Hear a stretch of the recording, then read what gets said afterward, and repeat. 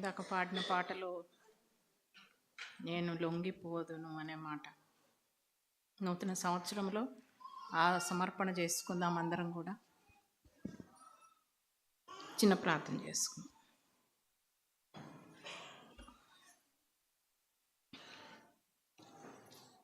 కృపామయుడా, పరిశుద్ధుడా, నీకు స్తుతులు స్తోత్రాలు నాయన.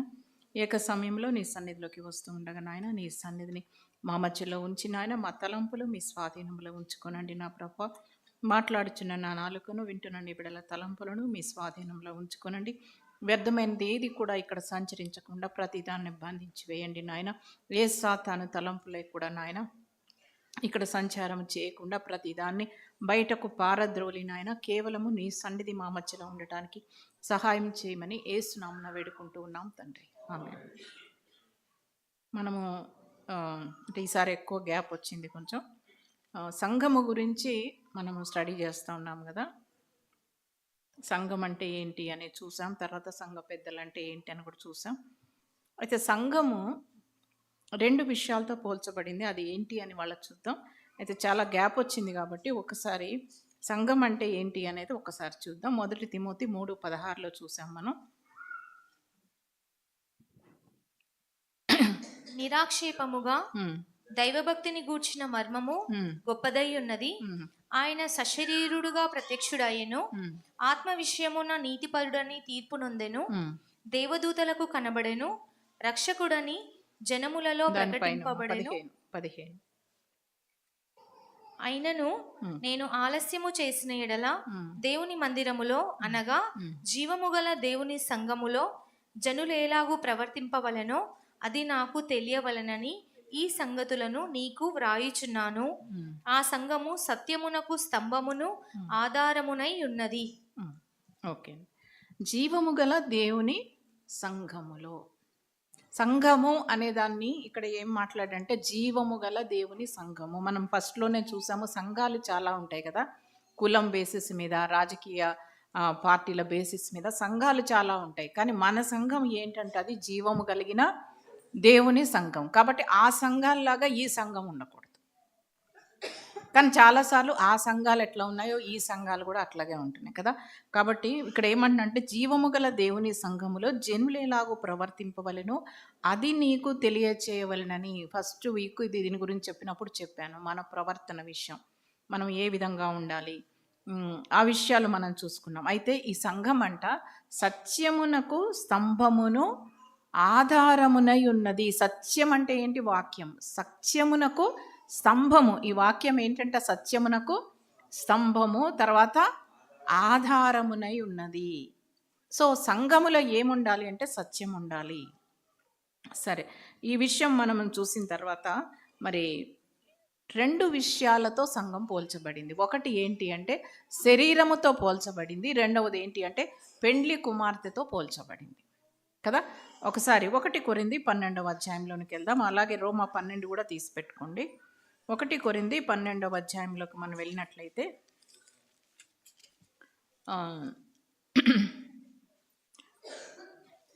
14. శరీరం ఒక్కటే అవయవముగా ఉండక అనేకమైన అవయవములుగా ఉన్నది. చాలమ్మా. 13 చివరిలో ఒక్క శరీరము, ఒక్క శరీరములోనికి ఒక ఆత్మయందే బాప్తిజము పొందితిమి, మనమందరము ఒక ఆత్మను పానము చేసిన వారం అయితిమి. అది మనం అందరము కూడా ఒక్క ఆత్మను పానము చేస్తున్నామంట. తర్వాత ఏంటంటే ఒక్క శరీరముగా ఉన్నాం. అయితే ఒక్క శరీరము అంటే ఏంటి? అనేక అవయవాలు శరీరములో ఉన్నాయి. శరీరం అంతా కన్ను కాదు, శరీరం అంతా చెవులు కాదు, లేకపోతే శరీరం అంతా చేతులు కాదు కదా. మరి శరీరములో అనేక భాగాలు ఉన్నాయి. అట్లాగే సంఘములో అనేక రకాల వరాలు కలిగిన వాళ్ళు ఉంటారు, అనేక రకాల ప్రవర్తన కలిగిన వాళ్ళు ఉంటారు. సో వీరందరూ కలిసి దేవుని కోసం నిలబడడమే సంఘం.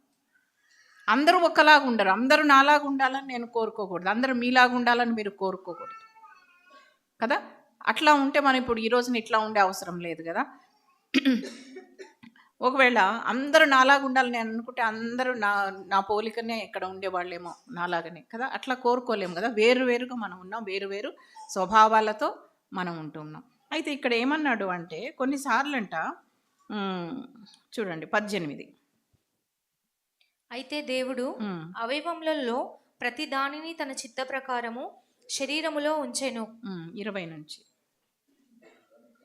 గనుక కన్ను చేతితో నీవు నాకు అక్కరలేదని చెప్పజాలదు, తల పాదములతో మీరు నాకు అక్కరలేదని చెప్పజాలదు. చూసారా, ఇక్కడ ఏమంటున్నాడంటే కన్ను చేతితో నీవు అక్కరలేదని చెప్పజాలదు. అంటే ఇప్పుడు మనం ఉన్నాము, మరి వేరే వాళ్ళు దేవుని పని చేస్తున్నప్పుడు నువ్వెందుకు చేసావు అనడానికి లేదు.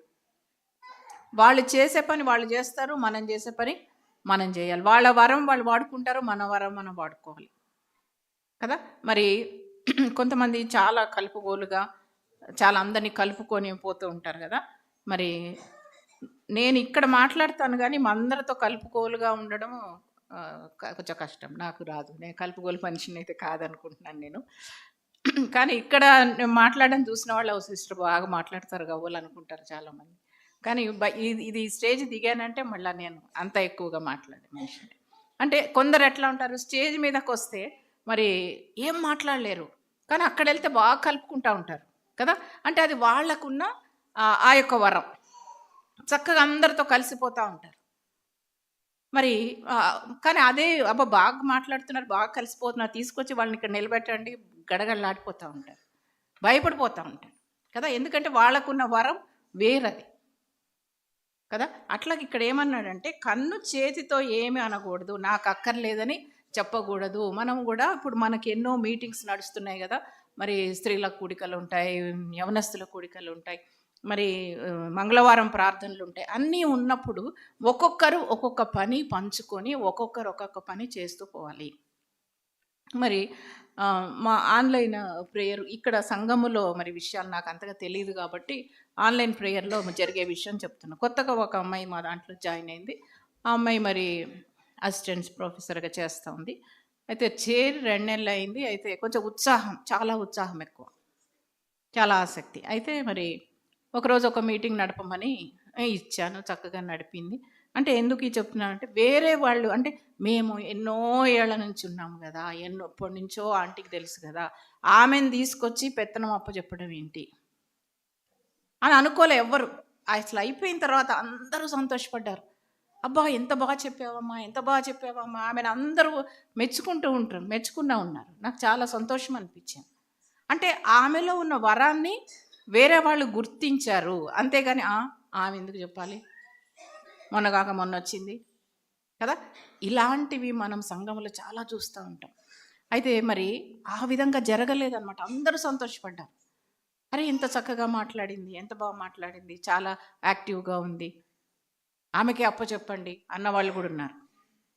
మరి ఇంకొంతమంది ఏమన్నారంటే అమ్మో, మరి మనకు కొంతమంది ఉన్నారు సురేఖ లాంటి వాళ్ళు, అమ్మో మాకేమి ఇవ్వద్దు, మేము మాత్రం వెనకుండి ప్రేయర్ చేస్తూ ఉంటారు. కొంతమంది ఉన్నారు అలా, ఒక 5. మాకేమి ఇవ్వద్దు, అసలు వేరే పనులు ఏం చేయం, మేము చేసేది ఒకటే ప్రార్థన ఒకటే చేస్తాం. కాబట్టి ఒక్కొక్కరికి ఒక్కొక్క వరం ఉంటుంది. ఆ వరమును మీరు గుర్తుపట్టారంటే మీరు డిస్టర్బ్ కారు. నీకున్న వరం ప్రార్థన చేయడం అనుకోండి, నువ్వు ఆ వరాన్ని గుర్తుపట్టావు అనుకో, వేరే వాళ్ళ దాంట్లో నువ్వు ఇంటర్ఫియర్ అయ్యే అవసరం ఉండదు. నీ వరములో నువ్వు ముందుకు వెళ్తుంటే దేవుడు దీవిస్తూ ఉంటాడు. మరొకసారి నేను చెప్పాను అనుకుంటున్నా, జాయిస్ మేర్ అనే భక్తురాలు ఉంది, తను మరి అమెరికాలో ఉంటుంది. తన సాక్ష్యానికి సంబంధించిన ఒక బుక్ నేను చదివినప్పుడు తను ఏం చెప్పిందంటే దేవుడు పిలిచినప్పుడు రకరకాల పరిచర్యలు ట్రై చేసిందంట, పాంప్లెట్స్ ఇచ్చిందంట, పాటలు పాడిందంట, ఏది ఉందో అన్ని పరిచర్యలో వేలు పెట్టిందంట. ఎక్కడ ఆమెకి తృప్తి కలగలేదంట. కానీ ఒకసారి ఒక 3 సిస్టర్స్ ప్రేయర్ చేసుకుందామని ఆమె దగ్గరకు వచ్చినప్పుడు ఆమె వారితో కలిసి ప్రార్థిస్తూ, మరి ఉట్టిగా ప్రార్థన ఎందుకు, 2 మాటల వాక్యం చదువుకుందామని తీసి ఒక 5 నిమిషాల వాక్యం షేర్ చేసుకున్నప్పుడు వాళ్ళు ఎంతో సంతోషపడ్డారంట. దేవుడు మాతో మాట్లాడాడు, మీరు మాట్లాడుతుంటే మాకు చాలా సంతోషంగా ఉంది అన్నప్పుడు ఆమె వాక్యం చెప్పడం మొదలుపెట్టిందంట. విన్నవారు తను 2 దీవించబడ్డారు. నీకు ఒక వరం ఉన్నప్పుడు ఎట్లా గుర్తుపట్టాలి అంటే, ఆ వరమును నువ్వు ఆపరేట్ చేస్తూ ఉన్నప్పుడు, అంటే ఒకవేళ పాటల వరం అనుకోండి, ఆ పాటలు నువ్వు పాడుతూ ఉన్నప్పుడు నీకు సంతోషం ఉంటుంది, విన్న వాళ్ళకు కూడా సంతోషం ఉంటుంది. మళ్ళీ మన ఆత్మ ద్వారా పాటలు కూడా ఏంటంటే అది ప్రార్థన పూర్వకంగా పాడినప్పుడు ఆ పాట వేరుగా ఉంటుంది, ఆత్మలని తాకుతుంది. సో మరి ఆ వరము ఉంది అని ఫస్ట్ మనం గుర్తుపట్టాలి. ఏ వరము నాది? అది ఏ వరాన్ని మనం తృణీకరించలేమని. అందుకే ఇక్కడ ఇచ్చాడు. ఏంటి అంటే ఆహ్, చూసారు గదా! కన్ను చేతితో నీవు నాకక్కర లేదని చెప్తే ఏమవుతది చెప్పండి? కన్నే ఉంది మనకి, చెయ్యి లేదు. బావుంటదా? పోనీ చెయ్యి ఉంది, కన్ను లేదు. కాబట్టి అట్లాగే సంఘంలో ఏంటంటే ప్రతి ఒక్కళ్ళకి ఒక పని ఉంటది. ప్రతి ఒక్కళ్ళు వాళ్ళకి ఇవ్వబడిన పనిని వాళ్ళు చేసుకోవాలి. వేరే వాళ్ళ పనిలో వేలు పెట్టుకుని నువ్వెందుకొచ్చావు? నువ్వెందుకు చేస్తావు? అసలు ఆ మాటలే మనకి రాకూడదు. మనకివ్వబడింది మనం చేసుకోవాలి. నీకివ్వబడింది నువ్వు చేసుకోవాలి. అప్పుడు అందరూ శరీరంలో అన్ని అవయవాలు కలిసి, ఉదాహరణకి మరి కాలుతోటి నువ్వు నాకు అక్కర్లేదు అన్నావు అనుకో, మనం ఎక్కడికైనా వెళ్ళగలుగుతామా? ఎక్కడికి వెళ్ళలేం. చేయితో నువ్వు నాకు అక్కర్లేదంటే పనులు చేయగలుగుతామా? పనులు కన్ను అక్కర్లేదంటే ఏది కనపడదు. నా కాళ్ళు చేతులు బాగా బలంగా ఉన్నాయి, నాకు కళ్ళు లేకపోతే పోయిందని ఎవరన్నా అనుకుంటామా? అట్లాగే సంఘములో ప్రతి అవయవం ఇంపార్టెంట్ అంట. మరి ఒక ఆఫీస్ ఉందనుకోండి, ఆ ఫైల్స్ మోసుకెళ్ళే వాళ్ళు ఒకళ్ళు, కాఫీలు టీలు అందిస్తే వాళ్ళు ఒకళ్ళు, బాత్రూమ్లు కడిగే వాళ్ళు ఒకళ్ళు, గేట్ దగ్గర నిలబడే వాళ్ళు ఒకళ్ళు, మేనేజర్ ఒకళ్ళు, వర్క్ చేసేవాళ్ళు కదా. ఎవరి పని వాళ్ళు చేసుకుంటూ ఉంటేనే ఆఫీస్ నడుస్తుంది. అవునా? వీడెవడరా, వీడు బాత్రూమ్లు కడుతున్నాడు, వీడు చీపెస్ట్ పర్సన్ ఈ ఆఫీస్లో, వీడు అవసరం లేదు అన్నారు అనుకోండి, నెక్స్ట్ పరిస్థితి ఏంటి కదా. అట్లాగే వాచ్మెన్ అవసరం లేదు, గేట్ దగ్గర ఎవడ అవసరం లేదు, వీడికి జీతం దండకాన్ని వాడిని తీసేశారనుకోండి, అప్పుడు ఇంకో ప్రాబ్లం వస్తుంది. అట్లాగా ప్రతి ఒక్కరికి ఒక విలువ ఉంటుంది. మరి ఆఫీస్లో ఆ విధంగా విలువ ఉన్నట్టు మనకి సంఘములో కూడా ప్రతి ఒక్కరికి ఒక విలువ ఉంటుంది. అన్నీ నేనే చేయాలని అనుకోవడానికి లేదనమాట. మరి ఇక్కడ గమనించినప్పుడు చూడండి ఒకసారి 24, 25. సుందరములైన మన అవయవములకు ఎక్కువ సౌందర్యం అక్కరలేదు. అయితే శరీరములో వివాదము లేక అవయవములు ఒకదానినొకటి ఏకముగా పరామర్శించులాగున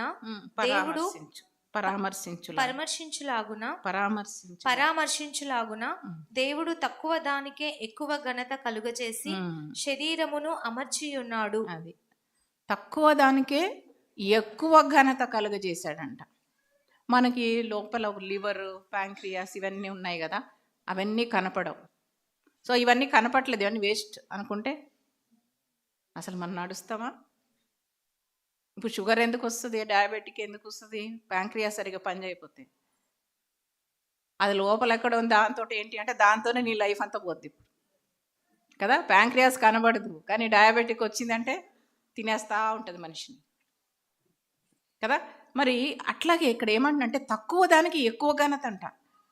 కాబట్టి మనం అనుకోకూడదు, వీళ్ళేంటి ఆఫ్టర్ ఆల్ వంట చేస్తారు, నేనేమో ఇక్కడ నిలబడి వాక్యం చెప్తున్నా, చీచి వీళ్ళు ఆఫ్టర్ ఆల్ అని నేను అనుకుంటే కరెక్ట్? అది నాకెంత దేవుడు విలువిస్తాడో వాళ్ళకు కూడా అంతే విలువిస్తాడు. దేవుడు తప్పకుండా నీకు ఇవ్వబడిన పరిచయం నువ్వు చేసినప్పుడు వాళ్ళకి విలువిస్తాడు. మనకెంత వాల్యూ అంటే దేవుని దగ్గర అందరూ సమానమే. ఎప్పుడు అంటే నీకు ఇవ్వబడిన పని నువ్వు చేస్తే. కాబట్టి ఇక్కడ మరి ముఖ్యంగా చెప్తున్నాడు ఏంటి అని అంటే కాగా 26 కాగా ఒక అవయవము శ్రమపడినప్పుడు అవయవములన్నీ దానితో కూడా శ్రమపడును. అది ఒక అవయవము ఘనత పొందినప్పుడు అవయవములన్నీ దానితో కూడా సంతోషించును. చూడండి, మొన్న జమీమాన్ అమ్మాయి మరి క్రికెట్లో గెలిచింది కదా. గెలిచినప్పుడు క్రైస్తవులందరూ సంతోషపడ్డారు, యూట్యూబ్ నిండా అదే పెట్టుకున్నారు కదా. అంటే ఒక అవయవము ఘనత పొందినప్పుడు ఏం చేస్తున్నాయి మిగతా అవయవాలు? అందరూ ఘనత పొందుతున్నారు. ఒకళ్ళు శ్రమ పడితే అందరికీ శ్రమే. ఒకళ్ళు సాక్ష్యం పోగొట్టుకున్నారు అనుకోండి, ఫలానా వ్యక్తి సాక్ష్యం పోగొట్టుకున్నాడు అనరు, అయ్యో క్రైస్తవులందరూ ఇంతేనండి అంటారు సింపుల్గా కదా. ఆ మాట అంటాం చాలా ఈజీ. అన్యులు ఏమంటారంటే మనమేమనుకుంటాం, ఫలానా వ్యక్తి సాక్ష్యం పోయిందని మనం అనుకుంటాం, అన్యులు అట్లా అనరు. క్రైస్తవులందరూ ఇంతేనండి, మొన్నటిదాకా వాక్యాలు చెప్పాడు, ఇప్పుడు చూస్తే ఇట్లా చేశాడు. కాబట్టి ఒకళ్ళు శ్రమ పడినప్పుడు, ఒకళ్ళు పడిపోయినప్పుడు సంఘానికి అందరికి పేరు వస్తుంది. ఒకళ్ళు ఘనత నొందినప్పుడు సంఘం అంతా ఘనత పొందుతూ ఉంది. కాబట్టి అందుకే అంటున్నాడు సంఘాన్ని శరీరముతో పోల్చాడు. నీకు ఇవ్వబడిన పని నువ్వు చేసినప్పుడు దేవుడు ఆ ఘనతను మనకిస్తాడు. ఎవరిని తృణీకరించడానికి లేదండి.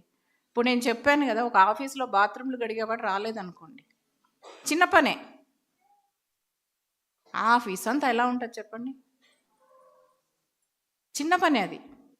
అట్లాగే మన సంఘంలో కూడా చిన్న పనులు ఏదైనా ఉన్నాయే, చిన్నదేగా వీళ్ళేంటి చేశారు అని ఎప్పుడు కూడా తృణీకరించకూడదు. నా మటుకు నేనైతే మాత్రం ప్రతి పనిని నేను గౌరవిస్తాను. ప్రతి పని వాళ్ళు వేసే చిన్న పని అయినా సరే, అది ఊడ్చే పని అయినా ఏదైనా సరే.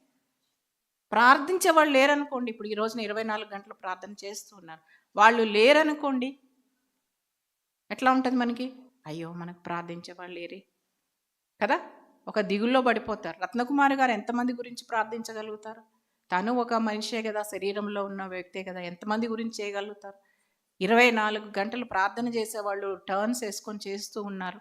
సో అదొక సహకారంగా వాళ్ళు ఉంటున్నారు కదా. కాబట్టి ప్రతి అవయము, ప్రతి పని ఇంపార్టెంటేనండి. మీరేంటి ప్రార్థన చేస్తారు, మూలలో కూర్చొని చేస్తారు, మీతో నాకేంటి, అంతేనా మీరు చేసేది? నేనైతే ఇక్కడ కూర్చొని వాక్యం చెప్తున్నాను, అసలు అనుకోవడానికే లేదండి.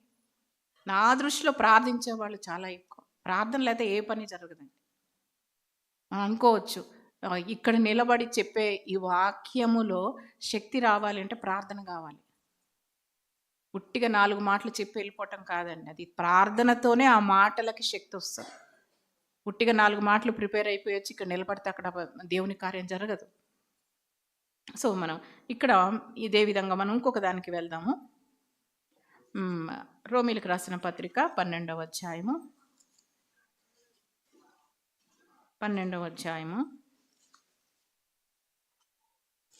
3వ వచనం.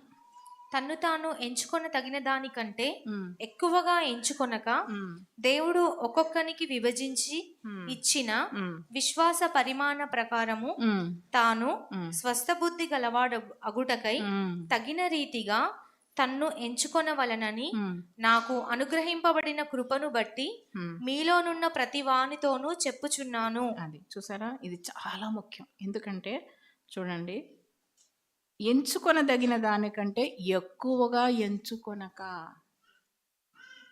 మరి మనకున్న దానికంటే ఎక్కువ ఊహిస్తాం, మనం ఎక్కువ ఊహించేస్తాం.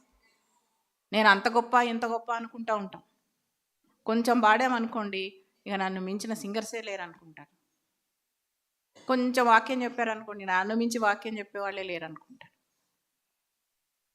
తన గురించి తాను ఎక్కువగా అనుకోకూడదంట. అది కూడా ఎందుకు ఎక్కువగా అనుకోకూడదని చెప్తున్నాడు తెలుసా? ఎక్కువగా అనుకున్నావు అనుకో, నువ్వేం చేస్తావంటే ఇతరులను తృణీకరిస్తావు. అందుకే ఇక్కడ ఏమన్నాడంటే ఎక్కువగా ఎంచుకోకూడదు, ఎంత ఎంచుకొనదగిన దానికంటే ఎక్కువగా ఎంచుకొనక. అంటే ఇక్కడ ఏంటంటే నీ కాన్ఫిడెన్స్ పోగొట్టుకోవద్దు. ఒకవేళ నువ్వు పాట పాడతావు అనుకో, మంచిదే, నేను పాడతాను, కానీ పాడే కొందరిలో నేను ఒకదాన్ని అనుకోవాలి. వీళ్ళందరూ వేస్ట్, నేనే గొప్ప అనుకోవడానికి లేదు. కొందరు పాడుతున్నారు, ఆ కొందరిలో నేను ఒకదాన్ని. కొందరు వాక్యం చెప్తున్నారు, ఆ కొందరిలో నేను ఒకదాన్ని. ఎంచుకొనదగిన దానికంటే ఎక్కువగా ఎంచుకోకూడదు. అంటే ఏంటంటే కాన్ఫిడెన్స్ పోకూడదు. అయ్యో నేనే కొంచెము పాట పాడుతున్నాను, అయ్యో నాకేం రాదు ఏం రాదు అనుకుంటే ఆ పని చేస్తారా?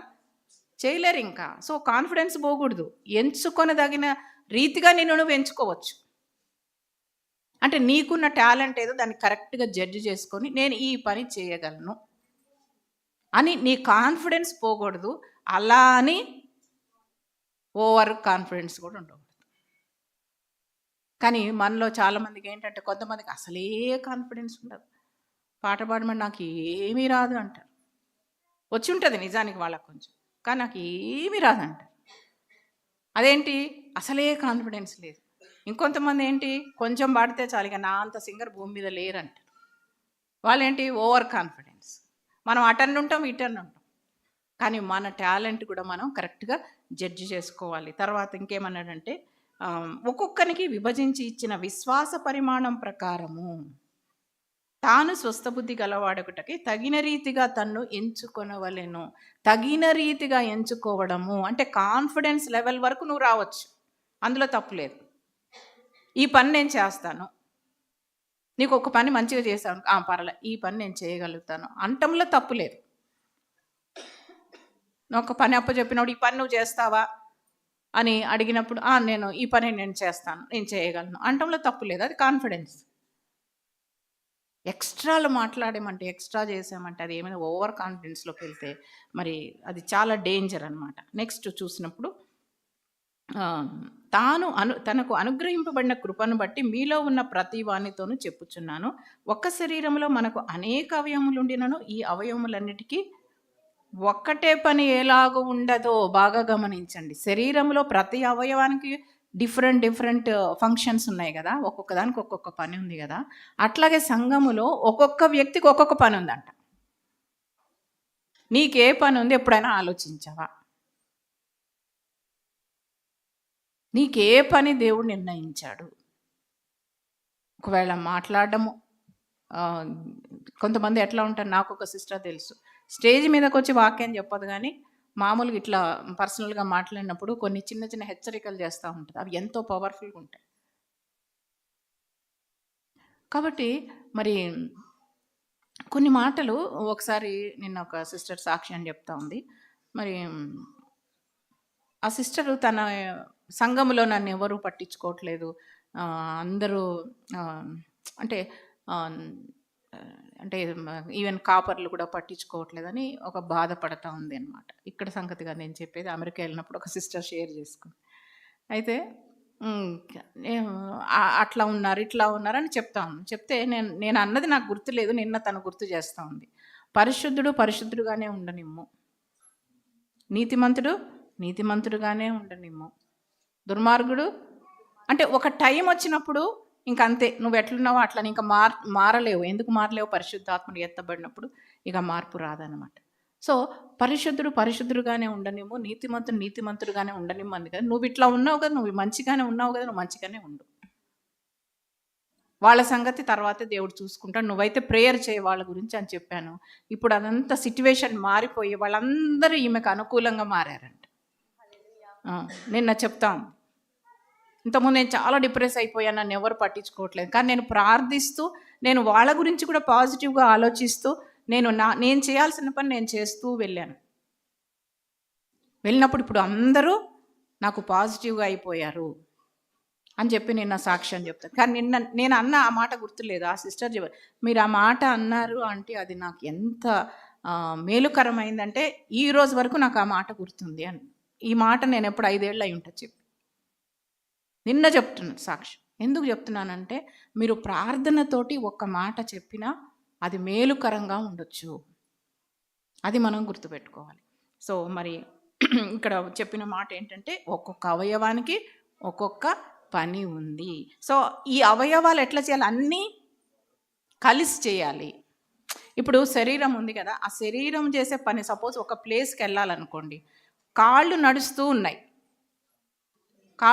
ఉన్నాయి కదా, మరి ఇంకా దానికి సహకరించేదేంటి? కన్ను సహకరించాలి. నువ్వు నడిస్తే నడువు, నేనే నడవట్లే, నేనేం సహకరించాలని కళ్ళు పనిచేయలేదు అనుకోండి, దేనికో దాన్ని పోయి గుద్దుకుంటాం కదా.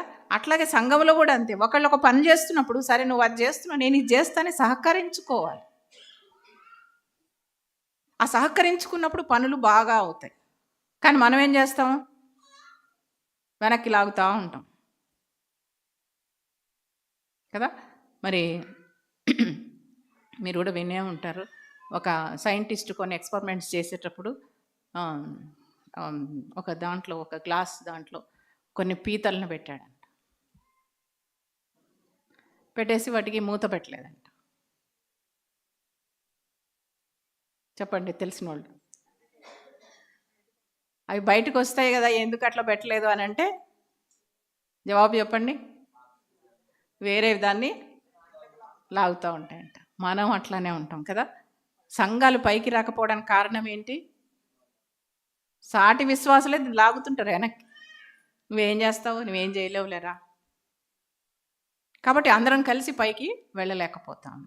సో తర్వాత రెండవ విషయానికి మనం వచ్చినప్పుడైతే పెండ్లి కుమార్తెగా దేవుడు సంఘాన్ని సిద్ధపరుస్తున్న ఒకసారి ప్రకటన 19లోకి వద్దాము.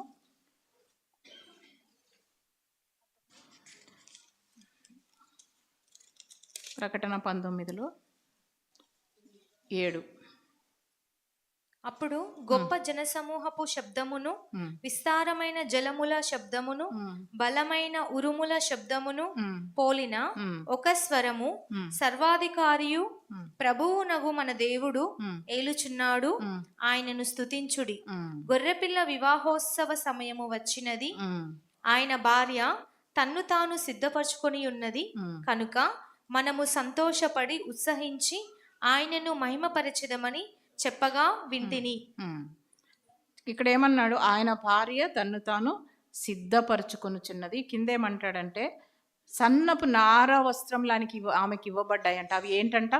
పరిశుద్ధుల నీతి క్రియలు. అంటే సంఘానికి ఏముండాలంట? వస్త్రాలుగా ఏముండాలి? నీతి క్రియలు. సంఘానికి ఉండే వస్త్రాలు నీతి క్రియలు. సంఘానికి ఉండే అవయవాలు ఎవరు? మనమే సంఘములో ఉండే అవయవాలు, శరీరములో ఉండే అవయవాల్లాగా సంఘములో ఉన్న సభ్యులు పోల్చబడ్డారు. మనము కూడా రకరకాల అవయవాలుగా ఉన్నాం. తర్వాత హెబ్రీలకు రాసిన పత్రిక 10:25 చూద్దాం. కొందరు మానుకొనుచున్నట్లుగా సమాజముగా కూడుట మానక ఒకనినొకడు హెచ్చరించుచు ఆ దినము సమీపించుట మీరు చూచిన కొలది మరీ ఎక్కువగా అలాగు చేయుచు ప్రేమ చూపుటకును సత్కార్యములు చేయుటకును ఒకనినొకడు పురికొల్పవలనని ఆలోచింతము. ఇక్కడ చూసినట్లయితే కొందరు మానుకొనుచున్నట్లు మీరు సమాజముగా కూడుట మానక, అంటే నేను చర్చికి రాను, నేను సంఘంలో కూర్చోను, ఇలా కొందరు ఉంటారు కదా. ఇక్కడ ఏమంటున్నాడంటే సమాజముగా కూడుట మానక. మనం ఏం చేస్తాం?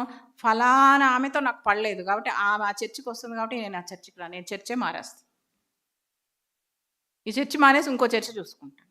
ఎందుకని? ఒక ఆమెతో పడలేదు కాబట్టి. సంఘంలో 200 మంది ఉన్నారు, నీకు ఎవరితో పడలేదు? ఒక్కళ్ళతో పడలేదు. ఏం చేస్తున్నావు?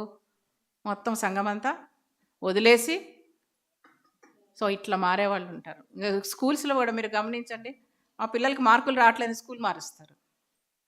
నిజానికి ఆ పిల్లవాడు మొద్దు, చదవడం రాదు, అది చూసుకోకుండా వాళ్ళు ఏం చేస్తారు? ఈ స్కూల్లో మార్కులు రాలేదని అక్కడికి, అక్కడ మార్కులు రాని ఇక్కడికి, ఒక సంవత్సరంలో 4 స్కూల్స్ మార్చే వాళ్ళు కూడా ఉన్నారు. అట్లాగే విశ్వాసులు కూడా ఏం చేస్తారంటే చాలాసార్లు మనల్ని మనం పరీక్షించుకోము. కొన్నిసార్లు మనం కరెక్ట్గానే ఉండొచ్చు, ఉన్నా కూడా కొంతమంది మనల్ని ఏదో ఒకటి అనొచ్చు. దాని విషయం ఏమంటాడంటే శక్యమైతే అందరితో సమాధానముగా ఉండుడి అంటాడు. కొందరు ఉంటారు అసలు ఎంత సమాధాన పడాలన్నా పడలే, కానీ సాధ్యమైనంత వరకు సమాధాన పడడానికి ట్రై చేయాలి మనమైతే, సాధ్యమైనంత వరకు.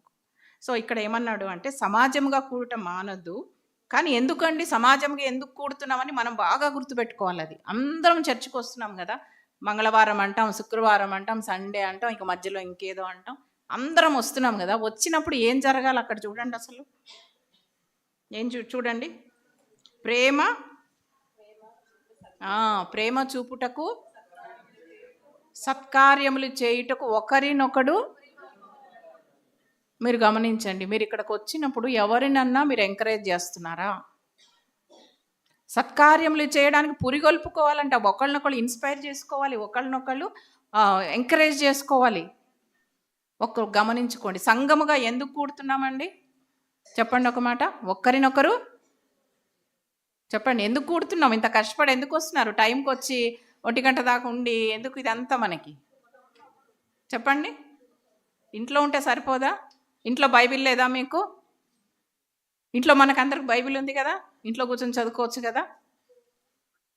ఎందుకు వస్తున్నాము? ఒకరినొకరు పురికొల్పుకొనుటకు, ఒకరి సాక్ష్యముతో ఒకరు పురికొల్పబడడానికి, ఒకరి హెచ్చరికలతో మనం పురికొల్పబడడానికి. ఇప్పుడు చూడండి, 100 మందిలో ఒకళ్ళు నిన్ను, ఇద్దరు ఎవరన్నా మాటలు అంటారేమో, కానీ ఎవరో ఒకళ్ళు నిన్ను ఎంకరేజ్ చేసే వాళ్ళు ఉంటారుగా. వాళ్ళని బట్టి నువ్వు ఎంకరేజ్ కావచ్చుగా. మనం అట్లా కాము. ఎవరైతే మనం డిస్కరేజ్ చేసినారో వాళ్ళనే చూస్తాం. ఫలానా సిస్టర్ ఇట్లా అన్నది కాబట్టి నేను చర్చికి రాను. మరి ఇంకో సిస్టర్ నిన్ను ఎంకరేజ్ చేసిందిగా, అది చూసుకొని రావచ్చుగా. అది చూడం కదా. ఇంకోటి ఏమన్నాడో చూడండి, సత్కార్యములు చేయుటకు ఒకరినొకడు పురికొల్పవలెను. ఎందుకంట ఇదంతా? ఆ దినము సమీపించుట మీరు చూచిన కొలది. ఈ ప్రిపరేషన్ అంతా దేనికండి? మనం ఈ కూడుకోవడం దేనికి చెప్పండి? ప్రభువు రాకడకు ప్రిపేర్ అవుతున్నాం. అది మర్చిపోతున్నాం అసలు మనం ఇదంతా కూడుకోవడం. ఇంట్లో బైబిల్ ఉంది, అయినా ఎందుకు వస్తాం మనం ఇక్కడికి?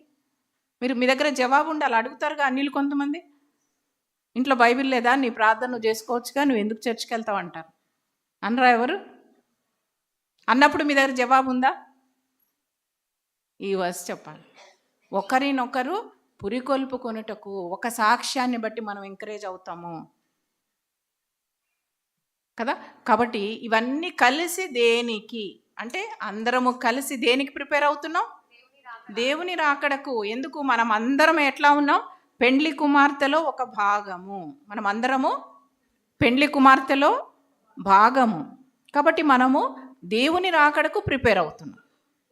దేవుని రాకడకు ప్రిపేర్ అవ్వడానికి, ఇక్కడ చూడండి అందరు, దేవుని రాకడకు ప్రిపేర్ అవ్వడానికి మనం అందరము సంఘముగా కూడుకుంటున్నాము, వాక్యం వింటున్నాము. ఓకేనా? తర్వాత ఎఫెసీయులకు రాసిన పత్రిక ఒకసారి చూద్దాం, 5:27.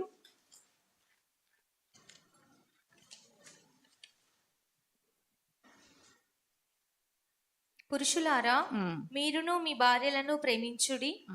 అటువలే క్రీస్తు కూడా సంఘమును ప్రేమించి అది కలంకమైనను ముడత అయినను అట్టిది మరి ఏదైనను లేక పరిశుద్ధమైనది గాను నిర్దోషమైనది గాను మహిమగల సంఘము గాను ఆయన తన ఎదుట దానిని నిలువబెట్టుకొనవలెనని వాక్యముతో ఉదక స్నానము చేత దానిని పవిత్రపరచి పరిశుద్ధపరచుటకై దాని కొరకు తన్ను తాను అప్పగించుకొనెను. అది ప్రభువు తన్ను అప్పగించుకున్నాడంట. దేనికోసం చెప్పండి? మనల్ని పరిశుద్ధంగా చేయటానికి. ప్రభు శిలువ మీద ఎందుకు చనిపోయాడంట? మనకు పరలోకం ఇవ్వడానికి. దానికి సిద్ధపాటుగా మనల్ని పరిశుద్ధపరుస్తూ ఉంటాడంట. ఇందాక మనం చూసాము కదా, ఆ పెండ్లి కుమార్తెకు సన్నటి నార వస్త్రాలు ఇవ్వబడ్డాయి. అవి ఏంటంట? పరిశుద్ధుల నీతి క్రియలు. నేను ముగిస్తున్నా ఇంకా 5 minutesలో. అవి పరిశుద్ధుల నీతి క్రియలు. ఆ నీతి క్రియలు మనలోనికి రావడానికి మనకి ప్రిపరేషన్ అవుతూ ఉందంట. ఇప్పుడు మన సంఘానికి ఎందుకు వస్తున్నాం? ప్రిపేర్ అవుతూ ఉన్నాం. ఎగ్జామ్స్కి ఏముంటాయి? హాలిడేస్, ప్రిపరేషన్ హాలిడేస్ కదా, ప్రిపేర్ అవుతూ ఉంటారు కదా.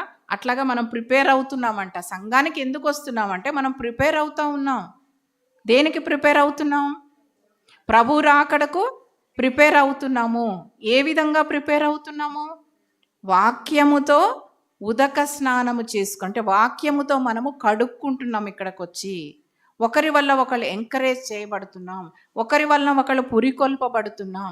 ఇవన్నీ సంఘములో జరుగుతాయి కాబట్టి మనం కూడుకుంటున్నాము. అది ఫస్ట్ మనకి తెలిసి ఉండాలి. ఎందుకు మనము సంఘానికి వస్తున్నాము? ఇళ్లల్లో బైబిల్స్ పెట్టుకున్నాం. అందులో ఇప్పుడైతే యూట్యూబ్లు కూడా ఉన్నాయి. యూట్యూబ్లో 100 వాక్యాలు ఉన్నాయి. నేను ఏదో ఒకటి వింటానులే, సండే నువ్వు వెళ్ళు అన్నారు అనుకోండి. దానికి జవాబు ఏంటంటే, కలిసి మనం ఆరాధించాలి. ప్రభు ఏమన్నారు? ఎక్కడ 2-3 కూడిన నామమున ప్రార్థిస్తారు, వారి మధ్యలో ఉంటానన్నారు. కాబట్టి అది ఫస్ట్ పాయింట్. రెండోది ఏంటి? మనల్ని వాక్యముతో కడుక్కుంటున్నాం, పరిశుద్ధపరచుకుంటున్నాం.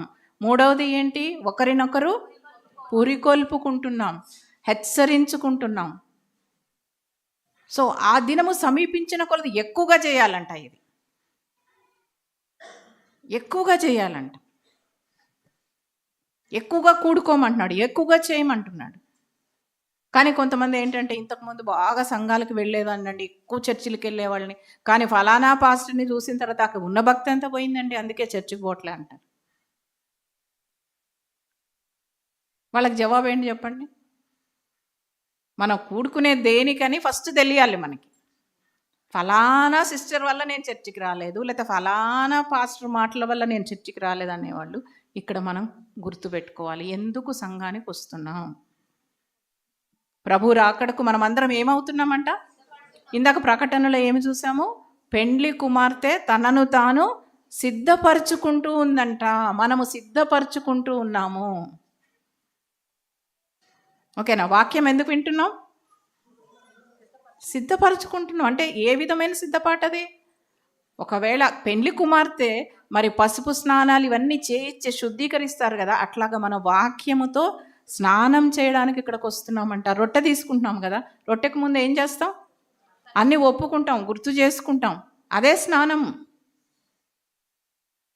వాక్యం విన్నప్పుడు మీలో ఒక మార్పు కలుగుతుంది. అయ్యో నేను తప్పు చేశానే, నేను ఈ విధంగా ఉండకూడదు, ఈ విధంగా ఉండాలి అని నీకు అనిపిస్తుందంటే నువ్వేం చేస్తున్నావు? అక్కడ స్నానం చేస్తున్నావు, క్లీన్ చేసుకుంటున్నావు నిన్ను నువ్వు. నీ ఆత్మలో నువ్వు శుద్ధీకరించబడుతూ ఉన్నావు. ఓకేనా? సో చివరి మాట ఒకసారి యోహాను 1 యోహాను చూద్దాం. 1 యోహాను 3:3.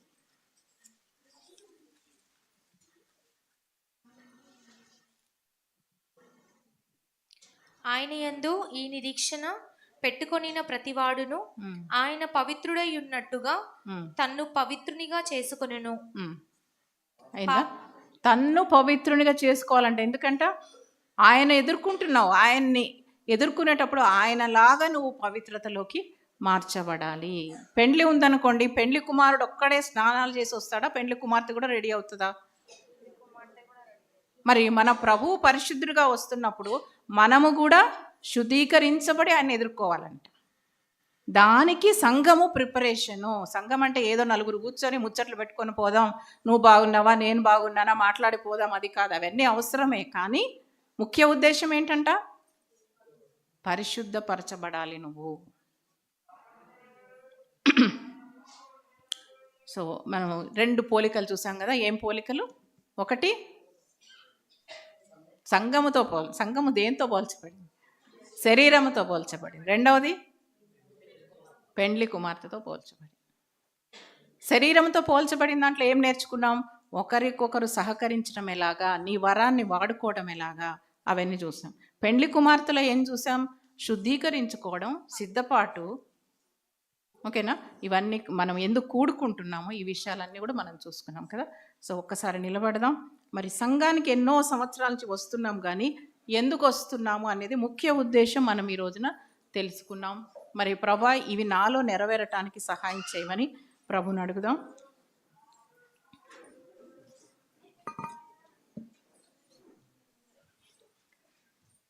చీకటిలో నుండి వెలుగునకు, లోకములో నుండి వెలుపలకు, శ్రీకర్త గుణాతిశయములను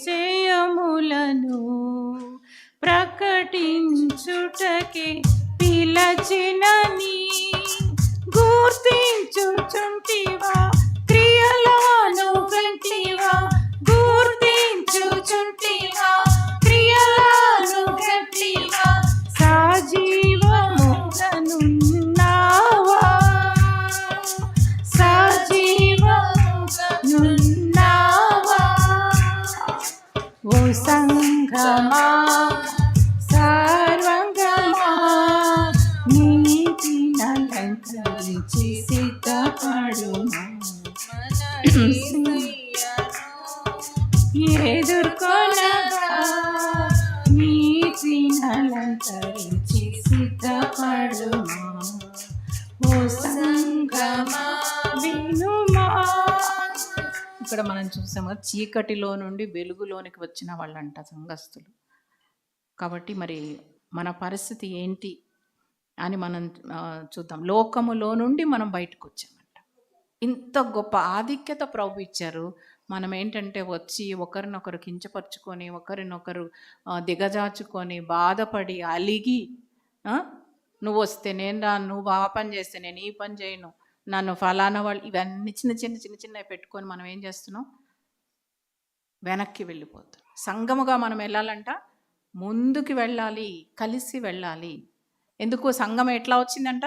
చీకటి నుండి వెలుగులోనికి వచ్చింది. ఓకేనా? ఒక చిన్న ముగింపు ప్రార్థన చేస్తాను. ఒక చిన్న పాడతారమ్మా. రాకడ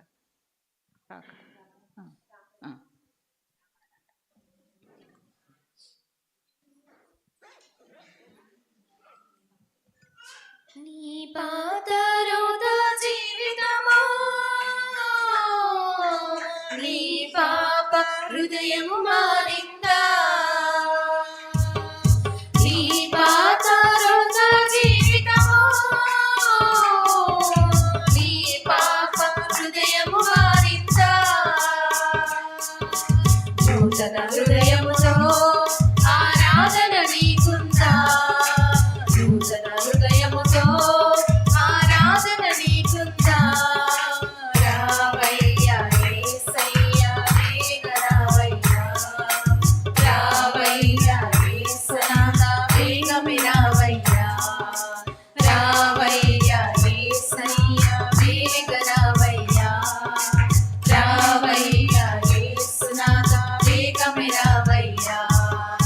రాకడ సమయములో కడబూర శబ్దముతో యేసుని చేరుకునే విశ్వాసము నీకుందా, రాకడ సమయములో కడబూర శబ్దముతో యేసుని చేరుకునే విశ్వాసము నీకుందా, విశ్వాసము నీకుందా. స్తోత్రము నాయన. పరిశుద్ధుడా, నీ సన్నిధిలోకి వస్తూ ఉన్నాం. సంఘముగా ఎందుకు కూడుకుంటున్నామో తెలియకుండా అనేక సంవత్సరాల నుంచి కూడుకుంటున్నాం. ప్రభువా, దర్శించండి మమ్మల్ని తండ్రి. సంఘముగా కూడుట నాయన, ఒకరినొకరు హెచ్చరించుకొనుటకు, పురికొల్పుకొనుటకు, ఆ దినము సమీపించిన కొలది మరి ఎక్కువగా మమ్మల్ని మేము శుద్ధీకరించుకోవడానికి, సంఘముగా కలిసి నీ కొరకు పని చేయటానికి మాకందరికి కూడా సహాయం చేయండి. ఎవరికి ఏ వరం ఉందో ఆ వరము వాడుకోగలుగుటకు నాయన పరిస్థితులు అనుకూలపరచమని వేడుకుంటున్నాను. పరిశుద్ధమైన సంఘముగా నాయన మేము ముందుకు సాగటానికి సహాయం చేయండి. ఒకరినొకరు వెనక్కి లాగేవాళ్ళుగా కాదు, కానీ ఒకరినొకరు ఎంకరేజ్ చేసుకునే వాళ్ళుగా మేము ముందుకు వెళ్ళడానికి సహాయం చేయండి. సంఘము నాయన సత్యమునకు స్తంభమని నీ వాక్యము సెలవిస్తూ ఉండగా నాయన, జీవము కలిగిన సంఘముగా సంఘమును నీవు వర్ణించావు నాయన. ఆ జీవము కలిగిన వారముగా మేమందరం ఉండటానికి, మాలో నిర్జీవ క్రియలు ఏమున్నాయో అవన్నీ కూడా తొలగించుకొని నా ప్రభా హృదయము శుద్ధీకరించుకొని నీ సన్నిధిలో నాయన సిద్ధపరచబడ్డానికి, నిన్ను ఎదుర్కోవడానికి మాకందరికి కూడా సహాయం చేయమని యేసునామమున వేడుకుంటూ ఉన్నాం తండ్రి. ఆమేన్, ఆమేన్. దయచేసి కూర్చో. వాక్యాన్సిన శారదా గారికి ప్రేపటనే వందలను తెలియజేస్తుంటున్నాను. ఈ వారం జరుగుతున్న